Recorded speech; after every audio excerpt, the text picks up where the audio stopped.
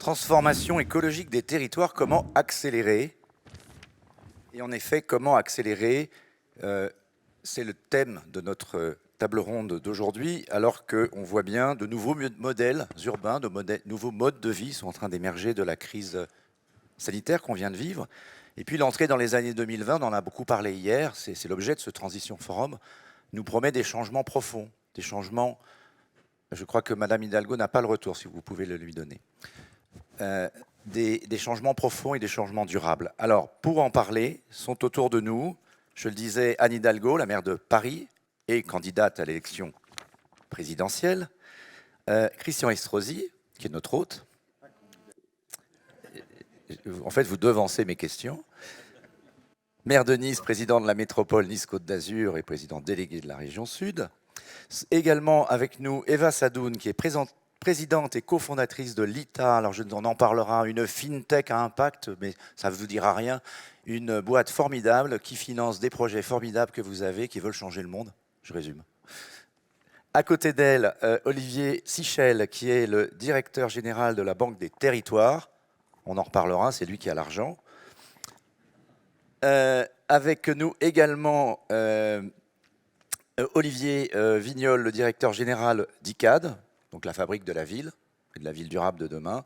Et enfin, Antoine Frérot, le champion français mondial demain de l'environnement.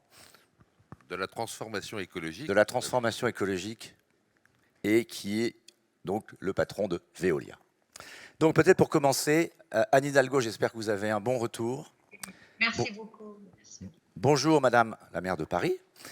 Bonjour à toutes et à tous et bonjour à Monsieur le maire aussi de Nice. Je suis ravie d'être là, malheureusement pas physiquement, mais je suis ravie d'être avec vous.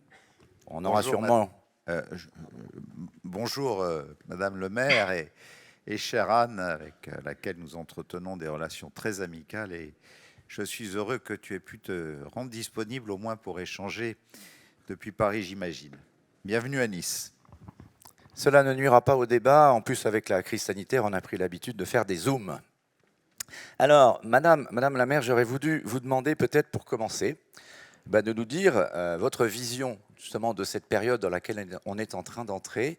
La crise du Covid a laissé des traces profondes dans toutes les villes et dans nos vies, des changements, pour certains durables, et qui sont en relation avec ces changements profonds et durables de l'écologie et de la nécessité de lutter pour avoir une planète plus agréable. Alors comment est-ce que vous faites, vous, en tant que maire de Paris, le lien entre les deux?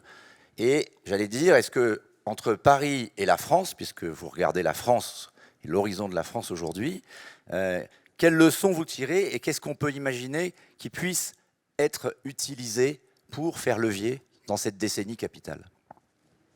D'abord, peut-être que la question aujourd'hui n'est pas pourquoi il faut faire ces changements, mais comment il faut les faire. La question du pourquoi, me semble-t-il, est quand même très largement réglée. Elle fait l'objet d'un grand consensus national, que ce soit d'ailleurs chez les citoyens, les jeunes qui ont poussé souvent d'ailleurs leurs parents, ils ont été très prescripteurs dans cette prise de conscience des adultes, mais aussi le monde économique et bien sûr les élus. Je dirais plus les élus locaux d'ailleurs que le pouvoir national qui reste quand même dominé par des administrations type Bercy, etc., qui ont encore beaucoup de mal. Mais bon, même au niveau européen, le chemin a été fait vers l'idée qu'on n'a plus à se préoccuper du pourquoi il faudrait agir, mais plutôt du comment. Et dans le comment agir, eh bien, il faut agir et sur tous les leviers, mais bien sûr pas tout seul. Ça, c'est la leçon que je tire, et je pense tous mes collègues maires, élus dans les différents territoires diront la même chose. Il y a dans cette transition écologique, dans les solutions écologiques, certains qui pensent, et je ne suis pas de ceux-là, que finalement on va renoncer à un confort. J'entendais un peu dans l'expression, non pas de Frédéric, mais l'expression Frédéric Dabi, mais l'expression précédente. Je ne crois pas qu'il y ait du renoncement dans ce chemin que nous devons faire vers les solutions écologiques. Je pense même qu'on pourra vivre mieux et vivre plus sainement. Le fait de faire attention à notre alimentation et donc à la production agricole, le fait de faire attention à nos modes de déplacement, etc., ce ne sont pas des renoncements. Beaucoup de gens, par exemple, que j'ai pu croiser, rencontrer ici à Paris, je pense par exemple aux hommes des CSP+, qui, quand même, pour beaucoup d'entre eux, même à Paris, étaient très accros à leur voiture individuelle parce que c'était leur espace de liberté, ce que je comprends tout à fait, et qui m'en voulaient beaucoup de réduire la place de la voiture dans la ville. Et quelques années plus tard, quand je les croise, souvent des dirigeants, dirigeants économiques et autres, ils me disent, en fait, pris en tenaille entre nos enfants ados qui nous ont dit qu'on était en train de vivre comme des imbéciles et qu'on était en train de dégrader la planète, et notre mère qui nous a dit qu'il fallait peut-être, si on pouvait faire autrement, eh bien finalement, on a gagné en confort et en qualité de vie à passer, par exemple, soit au transport en commun, soit au vélo à assistance électrique. Donc, je ne suis pas dans l'idée que ce chemin que nous empruntons est un chemin de renoncement, mais il faut y aller tous ensemble et créer le consensus là-dessus pour avancer tous ensemble. La technologie peut nous aider, c'est vrai, mais pas que, ça ne sera pas suffisant. Si on part sur une croissance où la valeur que nous accordons aux choses, à la vie, aux éléments qui nous unissent en tant qu'humains ne change pas, c'est-à-dire si on n'accorde pas un peu plus de valeur à des choses qui relèvent de la qualité, du temps, du bonheur que l'on recherche toutes et tous sur Terre, alors on ne s'en sortira pas. Donc, il faut, dans cette transition écologique, et je conclurai là-dessus, vraiment, il faut programmer les choses. Je suis entièrement d'accord avec Nicolas Hulot quand il dit qu'il faut une planification. Sur les 5 ans qui viennent, il nous faut planifier. Planifier quoi? D'abord, il y a des secteurs qui vont être très, très impactés durement par la décarbonation de nos économies. Je pense évidemment à l'aéronautique, je pense à l'automobile, je pense aux énergies fossiles. Peut-être aussi, bien sûr, l'agriculture qu'il faut prendre comme telle. Et puis, il y a des secteurs qui, eux, vont être des secteurs plutôt sur lesquels on va pouvoir miser. Les énergies renouvelables, tout le secteur de l'économie sociale et solidaire, j'en passe. Par exemple, la question de la santé aussi, qui va être un secteur très important. Et donc, il nous faut programmer non seulement les investissements qui doivent être forts, tous les investissements publics doivent converger. Ce n'est pas le cas aujourd'hui, hein, je le dis, le plan de relance n'intègre pas suffisamment et n'a pas fait place à la discussion avec les acteurs locaux ou d'ailleurs industriels. Et c'est une occasion ratée qu'on est en train de rater sur le plan de relance européen. Mais il va falloir aussi faire converger nos efforts vers l'accompagnement des travailleurs qui vont être impactés par ces changements.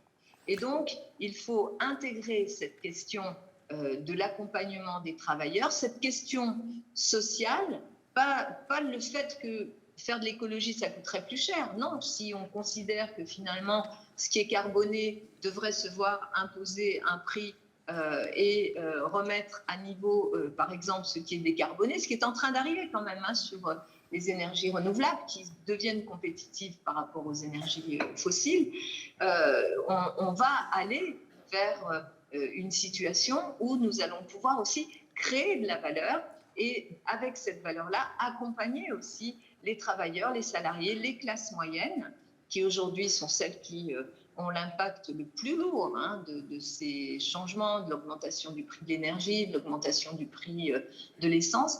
Et donc, il nous faut programmer de façon extrêmement concrète, mais pas de tout en haut. Là, je crois qu'il y a un petit problème de méthode.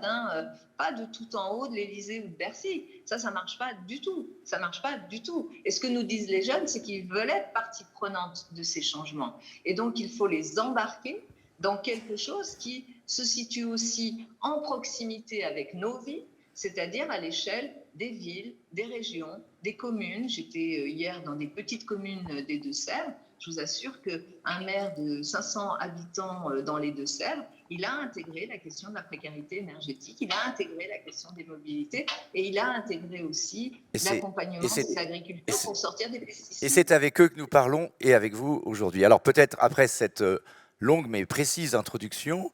Madame Hidalgo, peut-être demander à Christian Estrosi, de son côté, peut-être de répondre, parce que ce que dit Anne Hidalgo, c'est qu'effectivement, on ne va pas y arriver sans la coopération de tous. On l'a dit hier, de tous les acteurs, citoyens, acteurs privés. Vous-même, à Nice, comment est-ce que vous voulez accélérer? On parlait hier d'affronter parfois l'impopularité. Il faut le reconnaître, Anne Hidalgo a affronté l'impopularité des mâles blancs de plus de 50 ans qui roulent dans leur bagnole. Est-ce que vous êtes prêt à faire pareil? Est-ce que vous êtes prêt à faire pareil à Nice? Mais je pense que vous avez pu constater depuis 2 jours où vous êtes là que Beaucoup de vélos. quelques médias se consacrent aussi à dénoncer le fait que j'ai décidé de mettre une taxe carbone à tous ceux qui embarquent sur les ferries pour la Corse. Vous montez avec votre voiture, désormais ça vous coûte 60 € de taxes pour la métropole que nous réinjectons immédiatement dans des projets pour la transition écologique. Pourquoi? Parce qu'aujourd'hui, un ferry qui fait escale à Nice, c'est 1 tonne de CO2 de produite. Et chaque débarquement et embarquement de véhicules sur le ferry, c'est 1 tonne de CO2. Ça fait 2 tonnes de CO2 par escale. Et donc, naturellement, là où nous avons choisi déjà il y a plusieurs années de nous refuser au surtourisme, aujourd'hui, nos grands axes, c'est la culture, c'est l'environnement, parce que le tourisme devient de plus en plus un tourisme urbain. Et nous voyons bien que toutes les consciences aujourd'hui ne sont plus comme elles étaient il y a 20 ou 25 ans, où on allait passer ses vacances à 25 000 km de la France sur des atolls au milieu du Pacifique. Mais on cherche les villes où il y a un art de vivre. Et pour nous, naturellement, économiquement, c'était essentiel. Et puis le tourisme d'affaires, les sommets scientifiques comme ceux que vous organisez ici, ça veut dire que le petit bus londonien qui arrive avec le petit guide et son parapluie qui dit surtout ne me quittez pas si vous ne voulez pas vous perdre, c'est plus notre affaire. Mais Christian Estrosi, Anne Hidalgo, d'ici 1 an, va interdire le centre-ville de Paris aux non-riverains. Est-ce que vous, à Nice, vous allez prendre des mesures sur l'autosolisme, comme on dit? Est-ce qu'on va pouvoir, aux transitions forum de dans 2, 3, 4, 5 ans, je ne sais pas, il faut du temps pour ce genre de mesures. Moi, je suis pour une écologie. Est-ce qu'on pourra toujours passer en voiture devant le palais de la Méditerranée? Je vous interromps tout de suite. Je suis pour une écologie non punitive. Je suis pour une écologie raisonnée avec des éléments d'observation pour voir l'évolution des choses. Avant de commencer à toucher aux voitures, j'ai lancé une grande ligne Est-Ouest de tramway qui a été livrée en décembre 2019, qui va d'un aéroport jusqu'à un port sur 15 km entre le littoral et nos zones d'activité.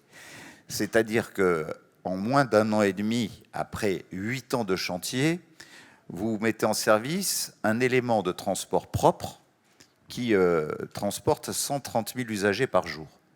Et en même temps, nous avons bâti des parcs relais à l'entrée de la ville, où lorsque vous rentrez dans le parc relais, vous laissez votre voiture à 1 € le stationnement, et avec le ticket de stationnement, vous prenez le métro, le tramway gratuitement. C'est-à-dire que j'offre une alternative. Je dis, si vous voulez continuer à rentrer en voiture, rentrez en voiture. Si vous ne voulez pas rentrer en voiture, voilà l'opportunité que nous vous offrons. Eh bien, il se trouve que les 3 premiers mois, il n'y avait qu'un étage de parc relais qui était rempli. Le 2e semestre, il y avait 3 étages. Et maintenant, nous sommes sur un programme de construction parce que nos parcs relais sont pleins pour pouvoir apporter de nouvelles offres. Quand on donne une offre, les gens se l'approprient et modifient leur mode de comportement. Donc je ne suis pas pour dire c'est comme ça et pas autrement et je vous laisserai plus rouler, mais j'offre l'alternative et je vois que lorsqu'on offre une alternative qui en même temps vous apporte du pouvoir d'achat parce que ça coûte moins cher de rentrer à 1 € dans la ville en laissant sa voiture à l'entrée de la ville, eh bien les gens se l'approprient progressivement, naturellement. Et c'est comme cela que nous avons vu en moins de 2 ans avec Atmosud, nos émissions de CO2 et de NOx de baisser sur l'axe Est-Ouest de 25 à 40%. Quelle vision voyez-vous, Christian Estrosi, mais en 2 minutes, du Nice de 2030?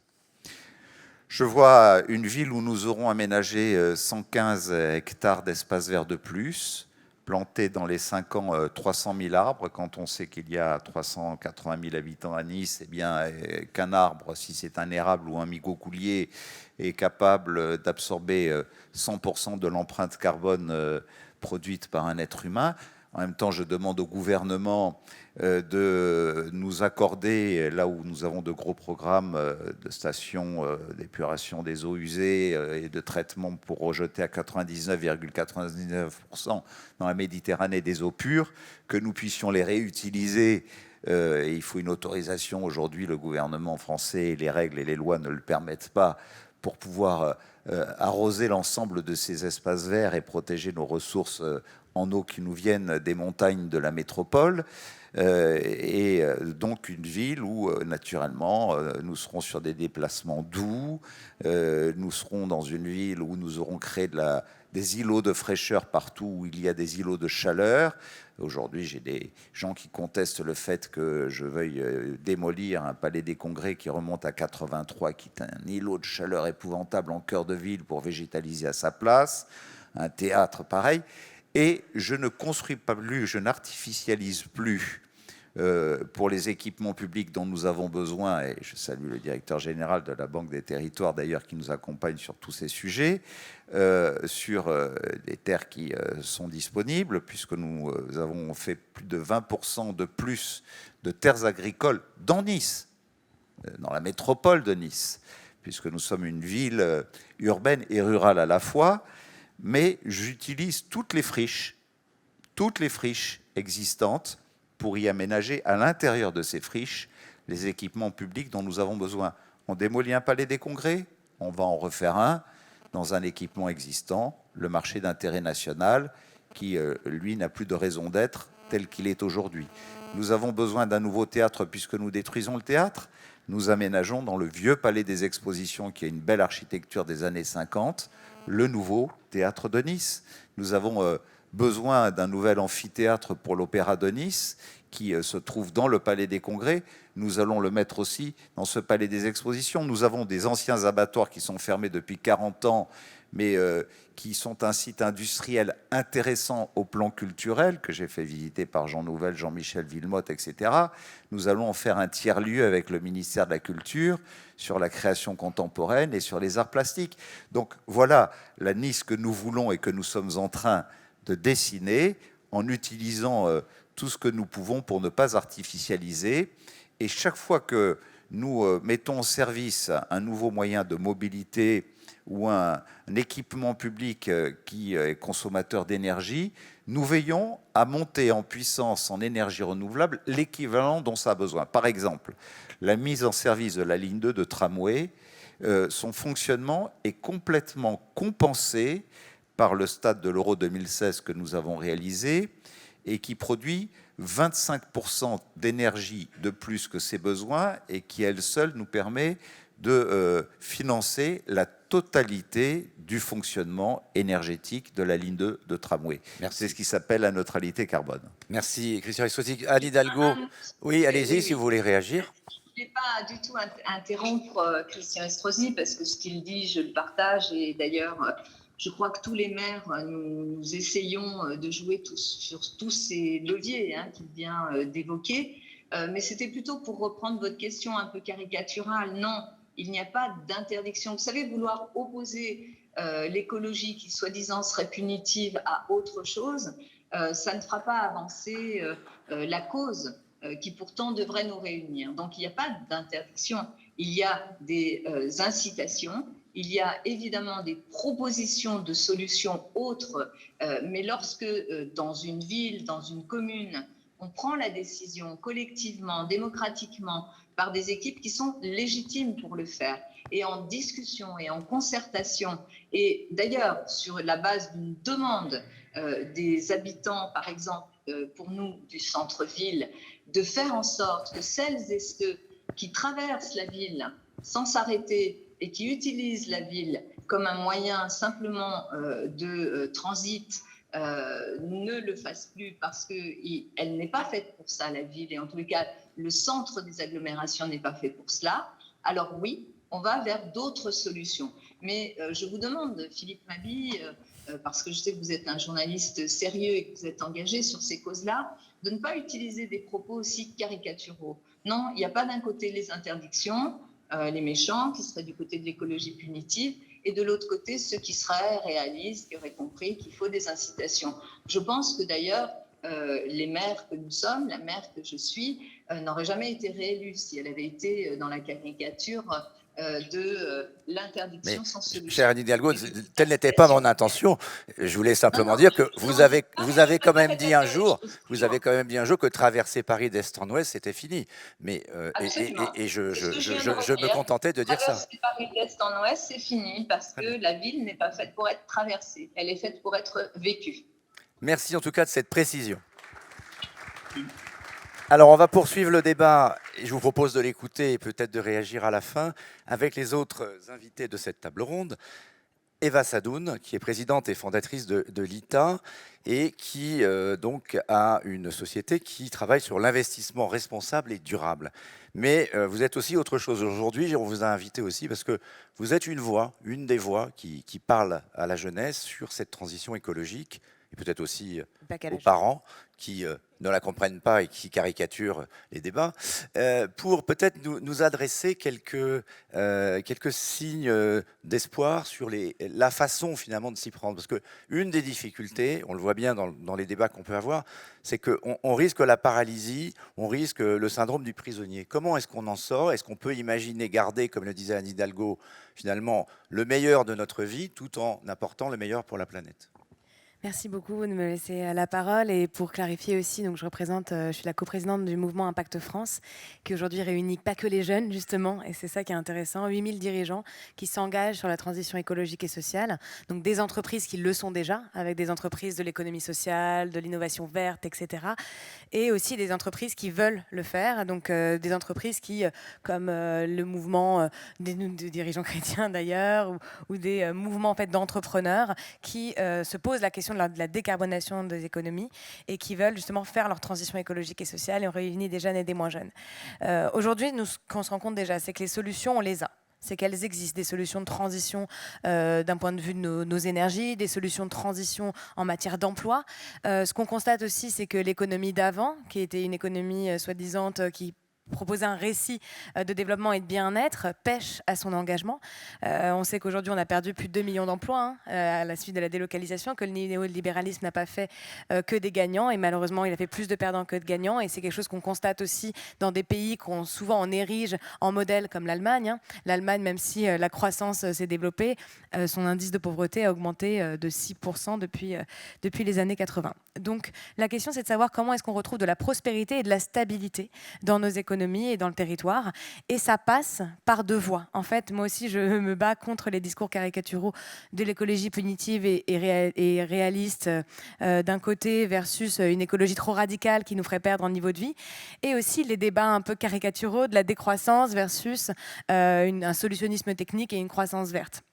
La solution, en fait, elle se trouve au milieu. C'est qu'on ne peut pas, d'un côté, effectivement, promouvoir un discours écologique, vertueux, et en parallèle, être dans une forme de solutionnisme technique absolu qui nous ferait croire qu'on arriverait à maintenir le niveau de croissance juste à travers de l'innovation verte. Ça, c'est faux. Et je vous conseille de lire le rapport de Carbon 4 sur le découplage, qui est extrêmement intéressant et qui montre que si on veut maintenir un niveau de PIB à une croissance de 3% par an, ce qui sont les scénarios aujourd'hui qu'on veut défendre, alors qu'en France, on est sur une croissance d'ailleurs plus importante, mais c'est sur une vision mondiale, on devrait faire 7% de réduction de nos émissions. Et c'est aujourd'hui concrètement pas réaliste. Toutes les solutions en matière d'efficacité énergétique du PIB les plus simples, on les a déjà faites. Donc aujourd'hui, en matière d'innovation, ça nous demanderait quelque chose qui est aujourd'hui surréaliste. Donc c'est pourquoi il faut aborder la question avec deux prismes. Le prisme de la sobriété. Donc par exemple, typiquement, je suis d'accord que c'est intéressant de faire voler des avions verts, etc. Et vous en ferez la démonstration ce soir. Mais c'est pas une solution de transition, en fait, d'agrandir un aéroport de 50% quand on veut faire la transition écologique. Donc moi, ce que je veux porter aujourd'hui, c'est qu'on devra ne pas forcément laisser le choix à tout le monde, parce que malheureusement, ça fera que certains seront victimes de cette transition, mais d'autres ne le seront plus. Merci. Et qu'on sait aujourd'hui que c'est ouais, et que c'est aujourd'hui 10%, et que c'est aujourd'hui quand même 10% des plus riches qui consomment 50% des émissions. Donc il va falloir que ce soit un récit commun. Il va falloir qu'on crée un nouvel imaginaire. Et ça passe par des pour moi, je pense, des politiques ambitieuses et des politiques qui sont transparentes pour les citoyens. C'est pour ça qu'un des sujets que je porte aussi aujourd'hui, que je souhaite porter, c'est notamment le sujet du livret développement durable et solidaire. Ça fait quelques jours qu'on a lancé, et je trouve que c'est une incarnation très concrète de ce qu'il faut faire. Ça fait quelques jours qu'on a lancé du coup une pétition avec la société civile, avec le mouvement que je représente et d'autres, pour qu'on puisse avoir maintenant des politiques de transition qui ne se suffisent pas de 5, 10, 15%, qui sont des politiques de 100%, pour que les citoyens puissent participer à la transition de nos économies. Le livret développement durable et solidaire, très rapidement, qui est un produit d'épargne de 121 milliards aujourd'hui d'encours, donc plus de 5 milliards par an. Parce que c'est un produit qui, du coup, affiche ce développement durable et qui plaît aux citoyens. Les citoyens ont envie de s'engager dans la transition des territoires. Il y a énormément de choses à faire. On sait qu'il faut 40 milliards par an pour faire la transition énergétique et qu'il y a beaucoup de besoins sur les territoires. D'ailleurs, je vous appelle à lire le rapport de transformation de nos économies par le Shift Project, qui est très intéressant et qui montre toutes ces voies d'investissement qui nous permettront de retrouver de la prospérité au niveau de l'emploi. Et avec un produit comme celui-là, on peut le faire. Et aujourd'hui, malheureusement, il n'est pas suffisamment investi dans la transition, donc on milite pour qu'en loi de finances cette année, et j'espère que c'est un message que vous pourrez passer à vous avez de la chance, aussi, vous avez de la chance, Eva, parce que 100%. c'était pas prévu au départ, mais c'est vrai qu'il y a eu cette pétition, et vous avez à côté de vous le directeur général délégué de la Caisse des dépôts, qui est également le patron de la Banque des Territoires, donc il va pouvoir vous dire si le LDD est assez vert ou pas assez vert. Est-ce qu'on a les chiffres, Olivier Sichel? Alors, d'abord, moi, je suis très content qu'on puisse avoir ce genre de débat, parce que ça nous apporte de l'exigence et de la transparence. Et vraiment, on est dans la question du comment. Comme le disait à un moment Anne Hidalgo, le sens, on est tous d'accord, c'est la question du comment. On a cet outil qui est le livret de développement durable, dans lequel, vous et moi, il y en a 21 millions de Français, placent en se disant ça va servir à financer des projets de développement durable.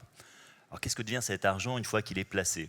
Il remonte à la Caisse des dépôts qui l'utilise, et c'est la Banque des Territoires qui le fait. Alors on fait deux choses, on prête. On prête pour des projets concrets, on prête pour le logement social, la construction de logements sociaux, la rénovation de logements sociaux, et puis des projets très, très concrets, comme celui de Monsieur le maire, Christian Estrosi, où on a prêté par exemple pour le tramway. On était en train de discuter ce matin du financement de bus électriques, de l'avitaillement d'hydrogène pour le port de Nice. Mais la réalité, et elle a raison de le dire, c'est qu'on ne prête pas assez. Et donc, il n'y a qu'une partie qui est utilisée.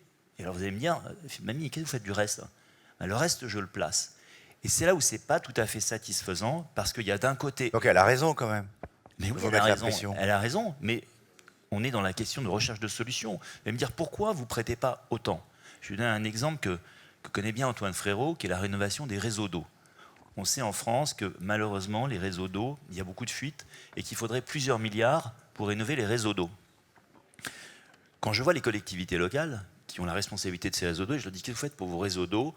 On pourrait très bien vous prêter sur une très longue période, 30 ans, 35 ans, 40 ans, voire 50 ans pour rénover vos réseaux d'eau. Je dis, je ne vais pas laisser une dette sur 50 ans à mes administrés.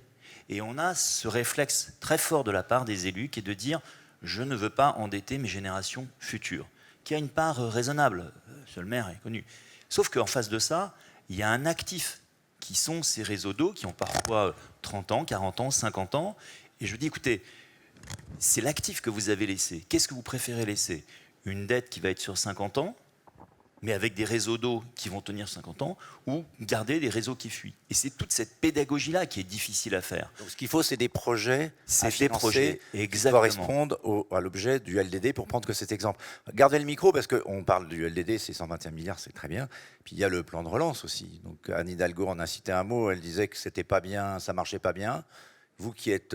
la personne qui met en œuvre le plan de relance, les 40 milliards, BPI, c'est les 20 milliards, vous, c'est 20 milliards. Vous en faites quoi de cet argent? Vous avez un slogan de votre collègue de la BPI, c'est « Vous envoyez du bois, nous envoyons du blé ». Est-ce que vous faites pareil? Alors, on en envoie pas mal. Sur les 20 milliards qu'on avait promis, on a déjà mis au travail 4 milliards. Alors, où ils sont passés cet argent? Ils sont passés dans la rénovation thermique des logements sociaux, Donc une grande partie, et ça marche bien, beaucoup mieux d'ailleurs que dans le parc privé, ils vont dans les investissements dans les énergies nouvelles renouvelables. J'étais par exemple à Bordeaux pour le congrès de l'USH où on a financé sur une ancienne décharge l'installation de panneaux photovoltaïques et c'est pas du marginal, ça va apporter l'électricité à 1 Bordelais sur 7. Donc ça, c'est le type d'investissement que l'on fait. On fait le verdissement des flottes de bus, on fait même le verdissement des bateaux. C'est dommage, on n'a plus Anne Hidalgo, mais on fait le verdissement des bateaux sur le bief de la Seine. Donc on fait du rétrofit. Mais on n'en fait pas assez. La réalité, elle a raison de le dire. On pourrait aller plus vite, on pourrait aller plus fort. Maintenant, on doit aller plus vite et on doit aller plus fort. On doit aller plus fort. Maintenant, il y a des contraintes. Je donne le livret de développement, il est LDDS. Il y a une partie sociale. C'est la construction de logements sociaux. On le sait en France, il faudrait construire plus de logements. Mais comment vous faites si vous ne voulez pas artificialiser? On avait 2 maires qui ont des contraintes foncières. C'est-à-dire, la ville de Paris, c'est tout petit. Et donc, le foncier est très difficile à trouver. Quand on connaît la géographie niçoise, monsieur le maire, on sait qu'il y a une contrainte foncière énorme. C'est difficile de trouver du foncier pour trouver des constructions. Et vous avez quand même un équilibre à trouver entre le zéro artificialisation et puis la construction de logements sociaux qui oblige à chercher des solutions innovantes. Monsieur le maire en parlait, exploiter des friches, mais ça veut dire dépolluer des friches. Et chaque fois, c'est des solutions à trouver. Donc c'est ce que l'on fait avec les élus et on est dans la problématique du comment. Mais c'est effectivement assez compliqué. Et au global, le diagnostic est juste, il n'y a pas assez de projets. Et comme il n'y a pas assez de projets et qu'on a une épargne colossale en face, cette épargne, elle est placée.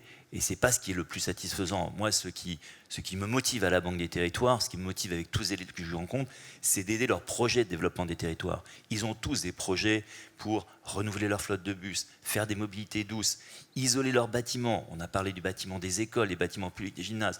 Mais c'est des projets parfois compliqués à faire, qu'il faut financer, qu'il faut accepter parfois de prendre un petit peu de dette supplémentaire. Et c'est toute cette pédagogie qui nous aide à faire. Merci beaucoup. On a parlé, monsieur le président de Veolia, de l'eau, des réseaux. Il y a un plan de relance avec pas mal d'argent. Vous, le nouveau Veolia, vous donne-t-il les moyens d'aller plus vite, plus fort dans les métiers de l'accompagnement de la transition écologique dans les villes? Ça va être l'eau, notamment, les déchets, toutes ces ressources aussi qui permettraient de faire du chauffage urbain. Effectivement, ce projet du grand champion de la transformation écologique, c'est pour aider et les territoires et les industries à réussir leur propre transformation écologique. Et pour la réussir, bien sûr, les solutions traditionnelles de la distribution d'eau potable, du traitement des eaux usées, de la collecte des déchets, de leur traitement ou du chauffage urbain seront bien évidemment utiles, mais ne suffiront pas. Et l'objet de ce projet de rapprochement entre Veolia et Suez, c'est de nous donner les moyens non seulement de poursuivre ces activités traditionnelles, mais aussi d'abord de dupliquer, de généraliser toutes les solutions que nous connaissons déjà et qui sont aujourd'hui insuffisamment utilisées. J'en prends 2 exemples. Le recyclage des plastiques. Aujourd'hui, techniquement, on sait recycler 85% des résines plastiques. On en recycle à peine 20% dans le monde. On pourrait accélérer. On pourrait continuer à développer les systèmes de collecte, notamment de ces plastiques qui s'égarent dans la nature, dans les rivières ou au bord de la mer. Il y a d'ailleurs autour de ce forum bon nombre de gens qui s'occupent de cela. Et puis financer, construire des usines de recyclage des plastiques, soit imposer, soit convaincre les industriels qui utilisent du plastique d'utiliser ce plastique recyclé progressivement et de plus en plus. Donc le recyclage des plastiques, on peut le généraliser, on peut le dupliquer. Et ce sera des projets pour M. Sichel. Autre exemple, dans la gestion de l'eau, M. le maire a évoqué la réutilisation des eaux usées. Ces eaux usées et cette réutilisation, c'est clairement la solution face à la rareté de l'eau. L'eau est trop souvent trop précieuse pour n'être utilisée qu'une fois. Effectivement, en France, et dans beaucoup de pays du monde, on ne réutilise pas cette eau usée, alors qu'on pourrait très bien le faire pour des usages agricoles, d'arrosage, comme vous l'avez dit, mais également pour des usages domestiques. Il y a des villes dans le monde qui sont alimentées en eau potable avec des eaux usées recyclées. Et les usines de microélectronique de Singapour, par exemple, qui utilisent de l'eau ultra pure, sont fournies avec de l'eau usée recyclée. Ça, c'est le premier objet. dupliquer les solutions qu'on maîtrise, qu'on connaît et qui sont insuffisamment généralisées. Et puis il y a le troisième type de solution, après les solutions classiques, les solutions connues mais non généralisées, les solutions qui n'existent pas encore. Et il y en a beaucoup à inventer si nous voulons réussir la transformation écologique. Je reviens sur le recyclage. Le recyclage des déchets électriques et électroniques, des batteries électriques, des véhicules électriques, comment en extraire les terres rares ou les métaux rares qui sont nécessaires à leur fabrication. La qualité de l'air, comment garantir la qualité de l'air dans tous les bâtiments. À l'heure du Covid, c'est un vrai sujet. Oui, mais la poussière est encore plus dangereuse que le virus, vous savez, pour la qualité de l'air. Et donc, on saurait abattre là. Il nous reste à mettre au point les solutions pour généraliser les solutions. Comment nourrir dans 30 ans 10 milliards de personnes sur la Terre avec moins d'eau, moins d'énergie et moins de sol, si on veut arrêter de déforester. Là, vous avez le carbone, je crois, c'est ça? Pardon? Vous allez nous parler de la captation du carbone. Non, je vais surtout vous parler de l'utilisation des déchets organiques. Aujourd'hui, on peut les recycler en faisant des engrais organiques. Je pense que demain, on en fera autre chose. On en fera, à travers la bioconversion, on en fera des voies pour nourrir le bétail, qui aujourd'hui utilise énormément de produits agricoles qui pourraient être réservés aux humains, notamment des céréales. On révisera notre politique en matière de poissons, et notamment le développement des fermes aquacoles, avec de l'eau entièrement recyclée et nourrie autrement qu'on le fait aujourd'hui. Voilà toutes les solutions qui sont à imaginer, et en ce cas-là, effectivement, M. Sichel aura largement de quoi financer. C'est à ça que sert ce grand champion. C'est ça la promesse de ce grand champion que nous voulons réussir. Et la captation du carbone, c'est une solution sur laquelle vous travaillez. Vous pensez qu'elle pourrait être à l'échelle, notamment dans des territoires, une réponse? Je pense que c'est une solution qui sera indispensable. Je suis persuadé qu'on n'arrivera pas à diminuer suffisamment les émissions, même pour atteindre 1,5 degré, et qu'il va falloir capturer ce carbone résiduel. Je remarque que, tout d'abord, tout ce qui sort par les cheminées, de toutes les cheminées, c'est généralement de l'air chaud. Donc on pourrait déjà capturer toute la chaleur fatale, la chaleur perdue, qui nous économiserait déjà bon nombre de volumes d'énergie fossile. Mais bien évidemment, oui, je pense que la capture du carbone est nécessaire. Aujourd'hui, elle est chère. Et on ne sait pas très bien ce qu'on doit faire de ce carbone capturé, d'ailleurs. On envisage de l'enfouir dans les trous qu'on a déjà fait pour sortir le pétrole ou le gaz. On pourrait peut-être imaginer d'autres solutions. On sait que les sols, dans bon nombre de territoires de la planète, s'appauvrissent en azote, en phosphore, mais aussi en carbone. Pourquoi pas réensemencer les sols épuisés par une agriculture trop intensive avec du carbone, par exemple? Tout ceci, il faut l'inventer, il faut le valider, il faut le tester, il faut le développer à grande échelle. Donc oui, la capture du carbone est une solution indispensable si on veut effectivement atteindre les 1,5 degrés. Et ne nous leurrons pas, la consommation de charbon dans le monde, malgré toutes les objurgations que nous pouvons voir partout, elle ne diminuera pas. Et dans 30 ans, elle n'aura pas diminué. Il nous faudra capturer ces émissions. Hier, Bruno Le Maire, vous connaissez bien, disait qu'il n'était pas un écolo de la première heure, mais un écolo de la deuxième heure. Vous êtes Veolia, c'est un écolo de la première heure ou de la troisième heure? Ça fait 170 ans que cette entreprise existe. Elle a été créée, vous ne savez peut-être pas ça, monsieur Mabille, suite à une parole de Pasteur. Pasteur avait dit à l'époque, nous buvons 90% de nos maladies. C'est pour ça que la Générale des Eaux avait été créée, l'ancêtre de Veolia.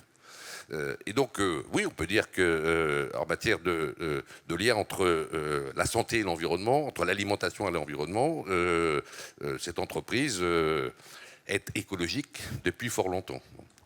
Pour accélérer la transition écologique des territoires, on en a parlé, il faut construire plus, parce qu'il y a des besoins de logement, il faut construire mieux et plus écologique. Olivier Vignol, chez ICAD, comment est-ce que vous allez résoudre? On a parlé des problématiques de foncier. On voit aujourd'hui une flambée du prix, du coût des matériaux, par exemple, de la construction.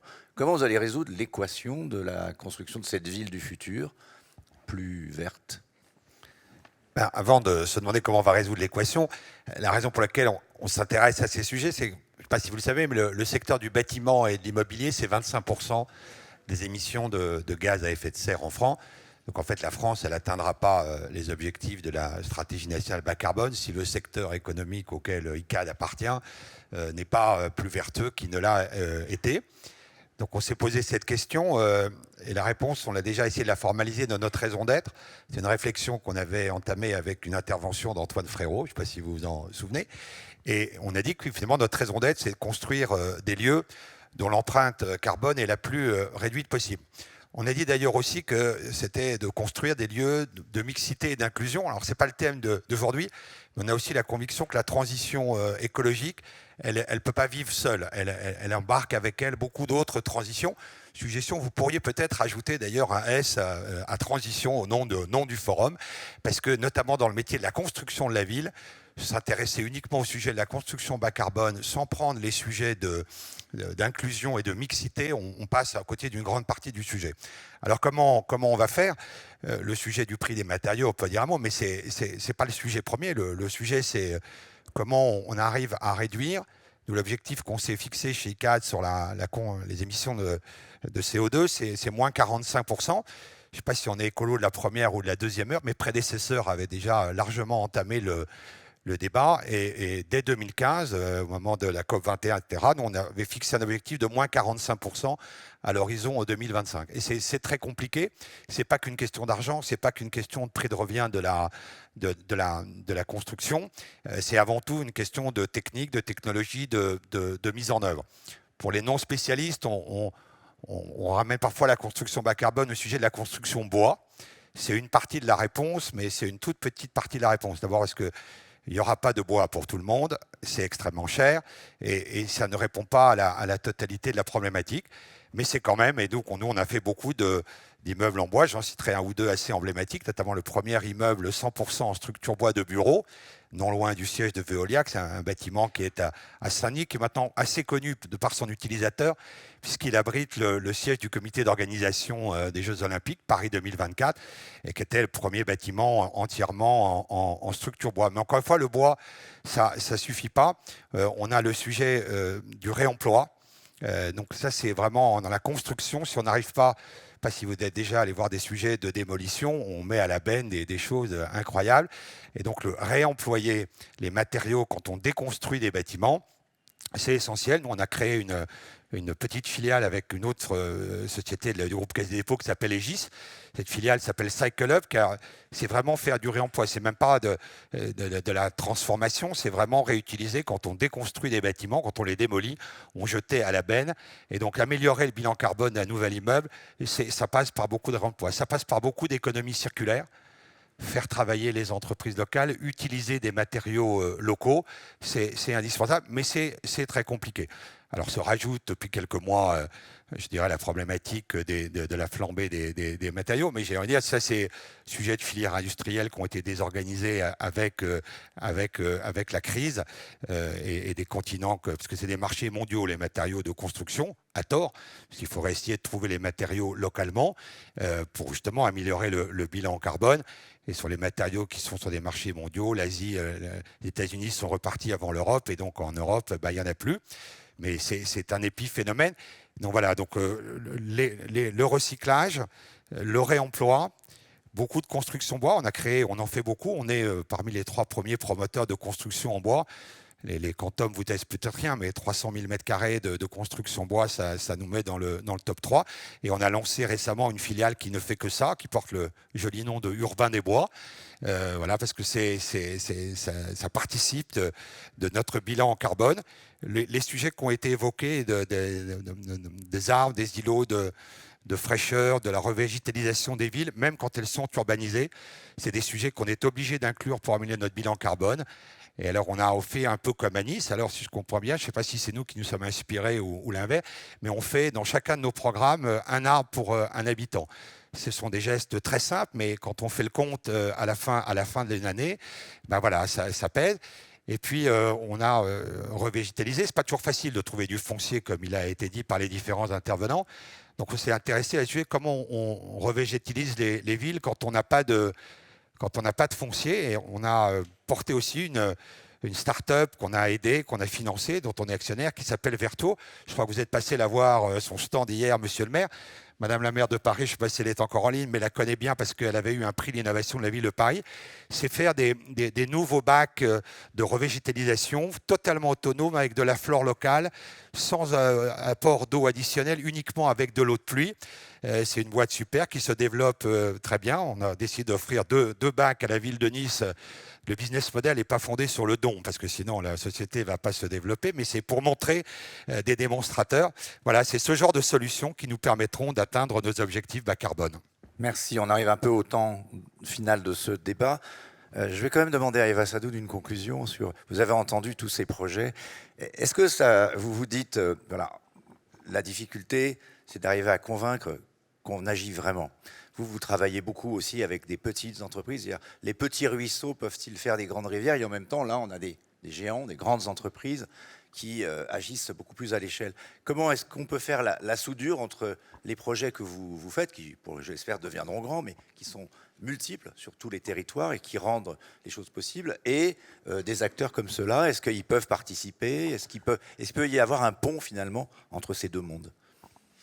Oui. Sur l'impact, notamment. Bien sûr, de toute façon, les enjeux de transition sont tellement massifs qu'il va falloir effectivement accélérer et que tout le monde s'y mette, et notamment les grandes entreprises. Je pense que la qualité aussi qu'ont ces projets-là, c'est qu'ils ont une forme d'indépendance capitalistique dont ne bénéficient pas toutes les entreprises, et je pense pas malheureusement que ce sera un acteur comme Total qui sera capable de gérer tous nos besoins énergétiques demain, vu la structure de son capital et parfois le fait qu'il soit pressé par des actionnaires qui ont une vision plus court-termiste que long terme.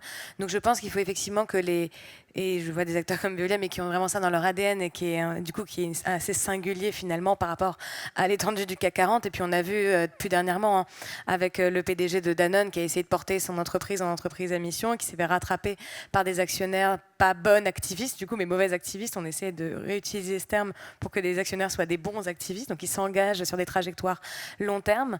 Donc on voit malheureusement que les grands groupes ne seront pas capables de tout porter en matière de transition et qu'il faut faire naître ces entreprises et que ce soit des nouveaux vrais compétiteurs.